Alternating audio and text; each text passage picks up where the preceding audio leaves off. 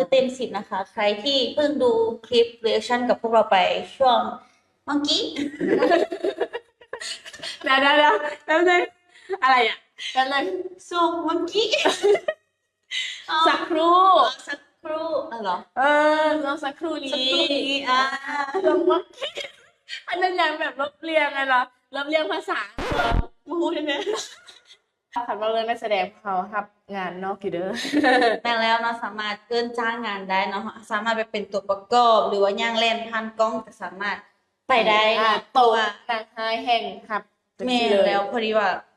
สมมติเป็นกาลเกตเบโซกจังหวะแบบนั่นนี่สินะเบโซกคือกาลเกต1 2ฮึบ ใช่อ่ะคือแบบครับนางไฮคือแบบใครจะได้นางไฮแบบสวยแล้วมาทางนี้